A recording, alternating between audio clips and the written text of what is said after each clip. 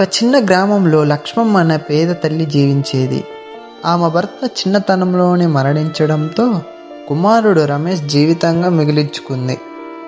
తమకు చిన్న దరఖాస్తు ఇల్లు, దాని చుట్టూ చిన్న కూరగాయల తోట.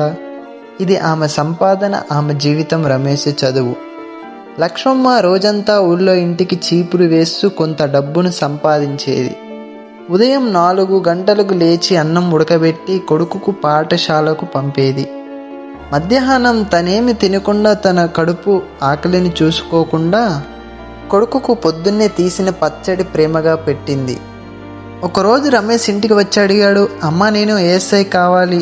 ఆమె ముఖం మెరిసిపోతున్న చేతిలో ఉన్న చీపురు కొంచెం పక్కకు పెట్టి నవ్వుతూ ఉంది. అందుకే బాబు, నేను పగలు కష్టపడుతున్నా. నువ్వు గొప్పవాడి అవ్వాలని నేను చూడాలనుకుంటున్నా. రమేష్ పట్టుదలతో చదువుతుంటాడు. లక్ష్మమ్మ రోజు పనులకు వెళ్తూ పిల్లల తలుపులు తడిగా చూస్తూ తిరుగుతుంటుంది. ఎందుకంటే ఆమెకు చదివే గమ్యం. రమేష్ చిన్నప్పటి నుంచి చక్కగా చదువుతాడు. తల్లి చెబుతుంది, నువ్వు పెద్దవాడే అవ్వాలి రమేష్. నీ తండ్రి కల నీవే గర్వపడేలా చేయాలి.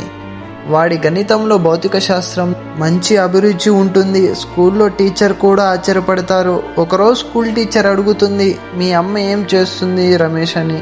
అప్పుడు రమేష్ నిమ్మలంగా తలదించుకొని బాధపడుతూ ఉంటారు. అప్పుడు చెబుతాడు, మా అమ్మ చీపురు వేస్తుంది మేడం, కానీ నాకైతే మా అమ్మే శాశ్వతం. మా అమ్మ నాన్న ఒక ఆశ. తన కన్నీళ్లు చూసి రమేష్ మౌనంగా ఉండేవాడు. ఎందుకంటే తన విజయానికి ప్రతి అడుగు తల్లి త్యాగం.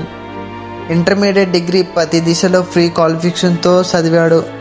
రమేష్ తల్లికి బట్టలేమి, చెప్పులేమి, ఒకసారి పాలు తాగే శక్తి లేని స్థితి. కానీ బాబు బలంగా ఉండడానికి ఆమె తినకపోయిన రోజులన్నీ. ఒకరోజు రమేష్ చెబుతాడు, నాన్న కలను నీవు కలగా మార్చావమ్మా. ఇప్పుడు నేను ఐఏఎస్ అవుతాను. తల్లి నిశ్శబ్దంగా ఏడుస్తుంది. ఆనందంతో గర్వపడాలో అర్థం కాలే. కానీ రమేష్ ఐఏఎస్ అవుతాడు. కానీ పరీక్షల ఫలితాలు వస్తాయి. రమేష్ ఐఏఎస్ సెలెక్షన్ అవుతాడు. ఫోన్ తీసుకొని మొదటగా తల్లి కాల్ చేయడానికి ప్రయత్నిస్తాడు.